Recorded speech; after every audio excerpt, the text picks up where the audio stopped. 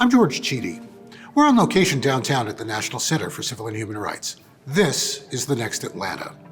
With a Democratic majority in the House and Senate now, and a Democratic president, what can people in Atlanta expect to see change with regard to policing reforms? And we're facing a rising homicide rate in Atlanta and DeKalb County, up about 50% year over year. We have to talk about it on the next Atlanta.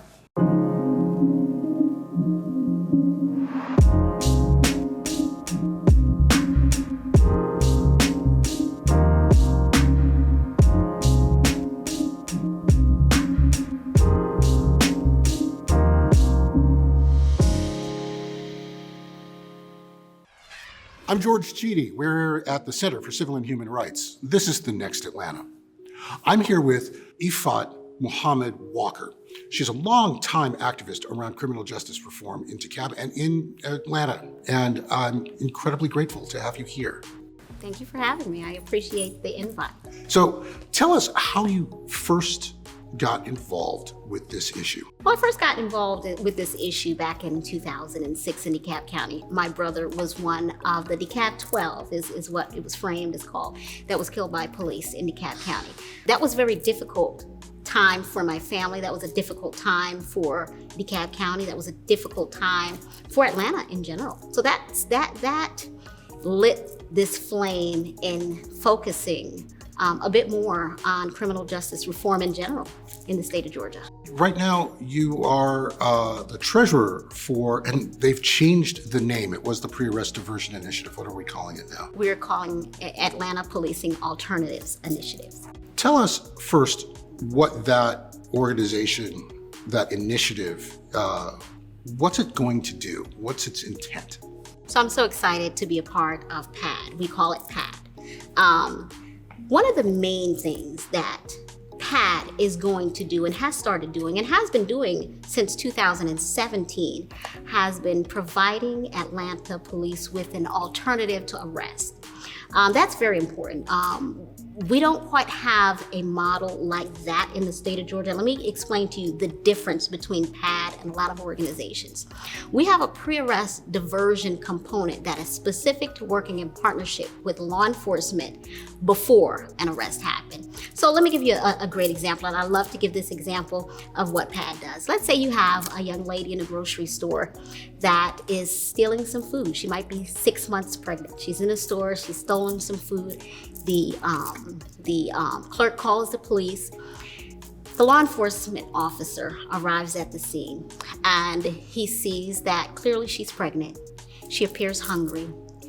You have a clerk here that says, hey, she's stolen some food. The obvious and the immediate thing for the clerk to do at the store is call the police because that's the only option he or she knows at the time. What PAD does is PAD works with law enforcement to provide an alternative to arrest. So the officer has a bit of discretion that they can use on whether to make the arrest or to refer out. We are that agency that stands in the gap to refer out. The reason that we're asking and working with Atlanta Police, MARTA Police, and Fulton County Police in this effort is to be able to to be able to provide real support systems, to be able to provide real resources. That diversion at that point of where an arrest could have taken place now diverts this individual to care. Meaning this person is hungry, they need food, okay? So there was a crime that was committed, okay? Now we have an opportunity to engage with the store clerk and saying, hey, you have an alternative to an arrest, okay? There's a resource that can connect this person that could have committed a crime, okay, to some real resources that can turn their life around. That's what PAD does currently, and that's how PAD is working with the police. For me, it's a partnership with police, with the local community in providing resources. An arrest does not take place at all. So the criminal record is not created. So that's huge. You're treasurer of the organization, and I actually think that's fairly relevant because the organization has taken in a lot more money than it did when it first started. I think this is in part because people are hoping that this is the thing that turns the tide. But there's a lot of work that needs to get done, and I kind of want you to tell me right now about where you think things stand right now with criminal justice reform and policing reform in Atlanta. And speak broadly, not just the city. But absolutely. I think we're at a critical point. Over the past, let's say, 10 months, we've seen record numbers of demonstrations, okay, around the issue of criminal justice reform. We're at a critical point where change can actually happen. In the organization that I support many organizations, and we have an opportunity to be a model, okay? We can't do it all. It is unrealistic to expect PAD or, any one organization to do it all. It takes a buy-in from everyone, from the local law enforcement to our elected officials on the local, state, and federal side. I think we're perfectly positioned to make that change happen, particularly in the state of Georgia. So I'm looking forward to some major changes happening. With us now we're working directly with Atlanta 311. That's major. We have an opportunity to now begin providing referrals, again, model. So what I would like to see, and what I think is extremely achievable right now, is for other organizations to look at the model that we have created in Atlanta, look at the model that is working. Quite honestly, I would say we launched this project in 2017. So far, we've already diverted over 200, okay? That's successful diversions. That's people that are connected to care. That's people that are now in a position to thrive, whereas they could have very well be sitting in a prison somewhere right now, okay? So we have the opportunity with the changes that we've seen in Georgia, the changes that we see in DC, there's an opportunity to now hold our elected officials accountable, okay? Because we have the numbers to do what needs to be done. We simply need to do it. So are there specific policies that you think the public wants to see changed? Set aside activists. Absolutely. But what's on the table? Like you've got all the people, like the police folks, the city council, the mayor, the governor, whoever's coming from the federal government, they're all sitting at a table saying, these are the things that we need to see change or want to see change. What's under discussion? So what's under discussion right now, and I think we need to look at what we already have, okay? What we have. We have some amazing opportunities with these review boards, okay? We need to let them do what their intent has been. We need to give them more power to do that, okay? We need to be able to look at, we have some issues with cameras, law enforcement using cameras. Those are some immediate things that could happen right now. There was a tremendous controversy last year because of an officer-involved shooting where there was a federal agency that prohibited the city agency from using body cameras, and the city stopped cooperating with the federal agencies because of that. We have a new administration. Do you expect things to be different now that you no longer have a Donald Trump as president, but Joe Biden as president? Absolutely. Tell me how. Absolutely. We need to see collaboration. I expect to see collaboration. I expect to see that we are going to be working closely together at all levels of government. Of course, there's going to be pushback. You're going to have pushback. But at the end of the day, this is the time for us to sit down and talk about what's best for both our law enforcement and for the community. We need to reimagine what community policing and police reform looks like. And the way that we do that is sitting down together at that same table where we may have some disagreements. So here's a complicating factor, I think. The homicide rate in Atlanta has increased by about 50% over the course of the last year. It's dramatic, and a lot of it is very dramatic. 7-year-old girl dies. Right. A lot of attention gets paid to that. And I'm wondering to what degree that may complicate this sitting down at the table and looking for reform. It's going to be complicated. So there's no doubt about that. We don't need to fool ourselves and think it's going to be a kumbaya discussion at the table. That's not going to happen. We know that it is going to be some pushback from all sides, okay? But I believe that we have to stay focused on what our mission is, and that is to make sure that our communities are safe. So the only way that we're going to do that and we're going to achieve that is finding ways that we will agree to disagree, but agree on those things that is going to move us forward, period. Body cameras look to me like something that looks like table stakes. Absolutely. That looks easy. Mm-hmm. What are the hard things? What are the hard things? The hard things, the things where you think people are going to put their foot down and say, no, I don't want to do that. Additional oversight. No one likes to have someone standing over them every single day saying, hey, I need to see, pulling these real records and really understanding who we have working in our law enforcement departments. That's going to be hard for many because, we have a lot of law enforcement officers that are working in departments where they have no business working. And let me stop there for a quick second and talk about mental health because I think that matters and is extremely important to this discussion. When we talk about safety of a community, we have to put those social needs at the top of the discussion.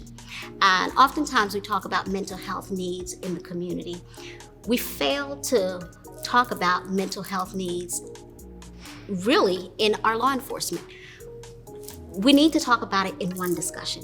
It cannot be a discussion where we're the police against the community against the police. Our community that includes our law enforcement needs mental health support, additional training. And, we've got a lot of training out there already, right?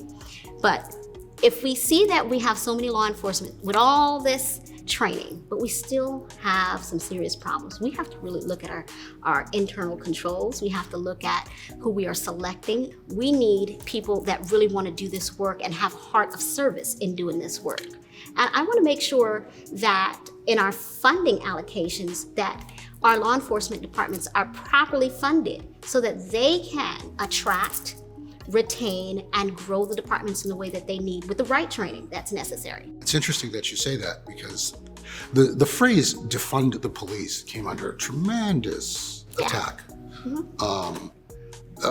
For some good reasons, I think in some ways. Mm-hmm. There's a sense from some people that criminal justice reform necessitates reducing police budgets, possibly below what people would think is safe. And it sounds very clear to me that you're saying that's not what you're looking for. That's not what I'm looking for. I believe that there needs to be a clear balance. I think we need to reallocate funding in general, both to our law enforcement departments and also to the community for social programs, okay? I think we need to work together. I do not believe that the answer is, listen, if something happens right now, who we call it? Right now we call it cop. I need them to show up, right? But we need police officers to show up with, some real, mental capacities that match a caring sense of what's happening. I don't need a psychopath to show up, right? I need someone that understands that there's a problem and we need a voice of reason here.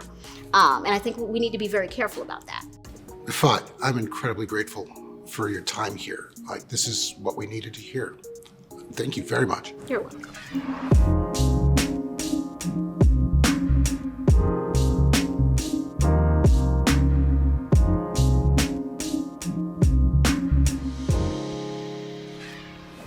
I'm George Cheedy. We're at the Center for Civil and Human Rights. This is The Next Atlanta. I'm here with Atlanta City Councilman Howard Shook. Howard, I'm incredibly grateful to have you here. Thanks for having me. So first, tell us about the work that you do on the council and your district. Well, I represent what most people consider Buckhead in terms of the tall buildings and all of that, and then 10 surrounding single-family neighborhoods. And I'm wrapping up my 20th year on the council. It's a long time to serve. The discussion around policing and police reform has been a long one in Atlanta. And you've seen it all. Can you sort of give us a sense of what the arc of that looks like from your perspective? Well, Atlanta has always been relatively different, relatively progressive compared to, I think, the cultures in some other big city police departments. A lot of the chokeholds and, sort of horrible images we've seen in other places just have never been part of the policy or training here to start with. We have a very diverse force in terms of the rank and file and command staff. And I think, that really helps. All that said, there's room for improvement, obviously, especially as regards better ways to de-escalate problems and avoid those flashpoints. So we went through a period of fairly intense street protest over the summer here, over the Rayshard Brooks shooting, but in general, because of a public perception that policing wasn't doing what it was supposed to do. And you heard from a lot of that public over that summer. Can you tell us where things stand right now with regard to criminal justice reform? And what's on the table? What are people talking about in terms of changes? Well, the mayor, with council support and just sometimes via executive order, has founded a whole lot of efforts and a lot of different discussions, all aimed at listening to every point of view that can be gathered and to see how that can be shaped into, kind of more responsive, community-friendly, less threatening law enforcement. Are there reforms or issues that are still on the table? Like what's still under discussion at this point? Like there's this whole, people were in the street and they were saying, we want X, Y, and Z. Are we done, or is there more to do? No, I think some of these groups that she's put together have made recommendations, but now those recommendations have to be translated into the culture that is APD or is any department. I mean, it's a calling, really. It's not just a job or a profession, and it's a paramilitary type organization with a lot of history and a lot of culture and a lot of we have each other's backs. And so, reform is not going to be imposed from on high. It has to come from buy-in, and I think that's going to take some time. The thing I really wanted to reach out with you about this is because there's been an incredible increase in homicides in Atlanta, and some of which have occurred in your district and have been fairly high profile. And I'm wondering to what degree you believe that may complicate this long-term negotiation about where policing goes.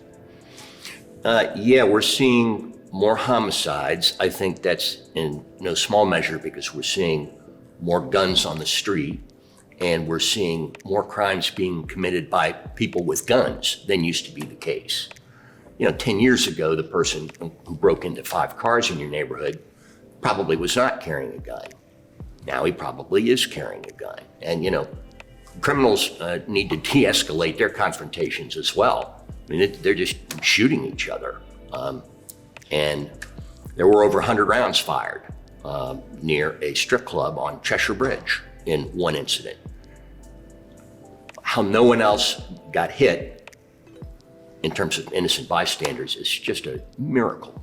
Let me ask, you may have more insight on this than I do. What do you think is driving the increase in this violence? Do you think it's just people have more guns, or is there something else going on? Well, I think people have more guns. The mentality seems to be harsher among some folks.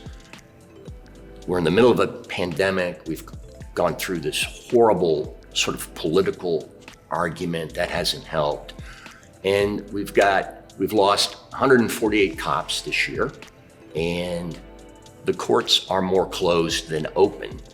And I think that's got a lot to do with it. I think we're seeing fewer people cycled out of public circulation than we used to. So tell me about your legislative priorities as a city council person when it comes to policing and police reform. Oh, we have to attack this from so many angles. We have to do a better job of recognizing the conditions that kind of tend to, get people interested in bad behavior. We got to do a better job recognizing when someone is thinking about taking the wrong path, when they've gone 5 paces down the wrong path. For people who have gone farther, we've got to do a better job of trying to get people turned around. And there are programs that work. What bothers me is it seems like the most success comes from the people involved being just really extra special people. I mean, we can have all these programs, but if they're being administered to by, $15 an hour bureaucrats just trying to get through their week, we're not going to get as far as we need to get. And then at the other end of the continuum, for people who just won't get it, can't get it, crime is a business that they enjoy and they're not going to stop and they're dangerous, they need to be somewhere else. There's a distinction to be made between somebody who is stealing bread from a supermarket and somebody who is knocking over a bank or committing a murder. Or I shot a 7-year-old girl. Right. After shooting some other people in another mall in another state. There's a mechanism to manage this that isn't working necessarily. And I want you to be clear about how you think things should change. We have to keep trying and trying and trying and trying. And for the people who just will not avail themselves of any opportunities, who don't want to change their ways, and who are a physical threat to others in society, they need to be somewhere where they can't harm anyone else. And a lot of people might call that a jail. So are we talking about the city jail or the county jail? Because the city jail looks like it's going to go away. Where do we put them? And how do we do this in a way that doesn't end up with the same kind of 3 strikes and you're out, long-term, like creating a bigger problem than we solve? Hey, look, we all agree. You should not have to go to jail if you've got a joint in your pocket or, those kinds of things. And I think we've done a good job of sort of getting all that out of the way and moving past that. But, that said, over 150 people have lost their lives. And it's not just guns.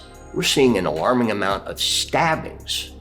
Now that's going back in time a little ways. I think that shows where some people's heads are at. I mean, that's awfully up close and personal. I believe it. Now that I'm just thinking about this, do you think that there are elements around use of force within the Atlanta Police Department that are still subject to reform? Are the use of force policies on the table? I want to see us take a really close look at tasers. A taser was very prominently involved in one of our shootings, highly publicized shootings.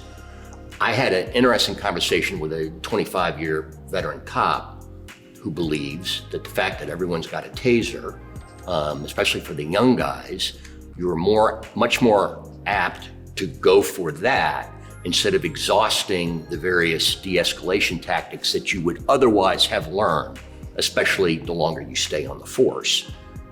I think for some officers now it's, here's my command, and you get the taser, and then, so I don't know that, maybe that's wrong, but I think we need to look at it. And is a taser a deadly weapon?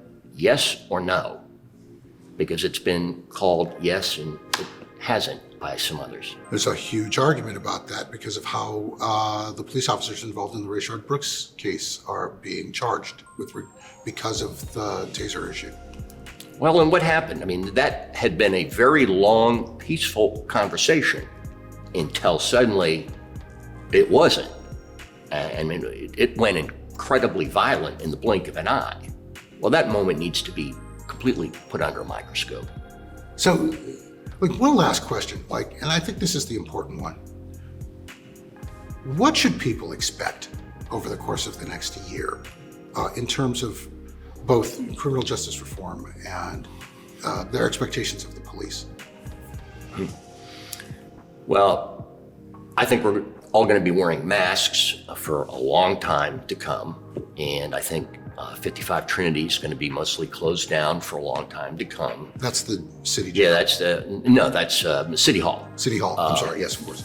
So, a good example is what should be done with the jail. Well, I have some colicky neighbors who say, well, it's a jail. And by the way, Fulton County's jail is overcrowded during the worst crime in a generation. And our jail sits empty. What's wrong with that picture? Well, there is plenty of other people in the city who take a completely different view. So we're gonna have to try to have that conversation, peacefully.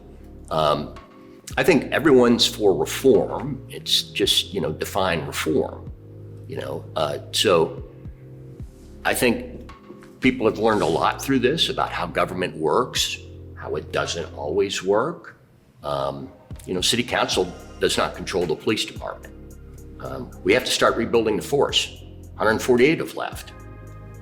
Zone 2, North Atlanta, which were it a city would be the 4th largest in Georgia, has at times only 11 officers on patrol in a given shift.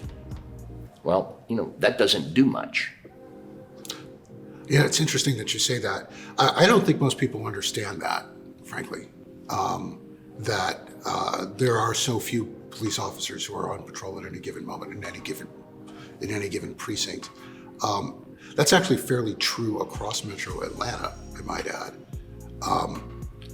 I bring that up to say, how much education do we need to give to the public about how things really work in order to set expectations? Boy, the public is going to decide later this fall who's going to sit in these seats. And candidate qualifying is 7 months out? So right around the corner. I mean, people are already stirring in the tall grass out there. And my public needs to do a better job evaluating the candidates. Hopefully there will be several good ones that show up. And then by God, maybe this will be the year we do better than an 8.5% turnout. I would hope so. I think crime is going to be the only thing people are going to talk about. Being an election year, no one's going to ask for a property tax increase. That'll be next year. So I think crime's going to dominate the discussion. I believe it. Mr. Shook, I'm incredibly grateful. Howard, thank you for coming. Well, thank you. This is the conversation we needed to have. It's a great format. I like it too.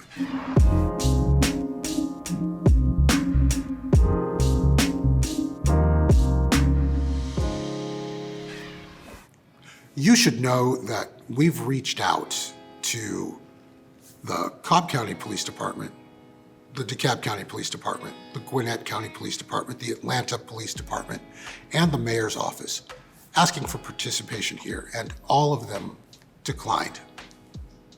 We're looking at two contentious problems. On the one hand, there is a hue and a cry for criminal justice reform related to the things that we've seen over the course of the last year and the protests of the summer.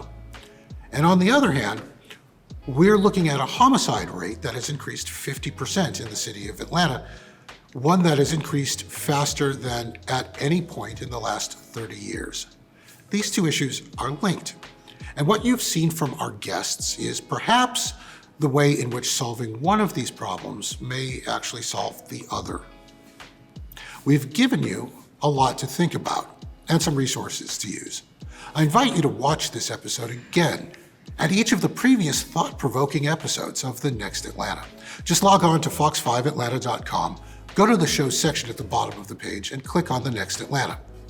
Thanks for joining us. We'll see you again soon for the next episode of The Next Atlanta.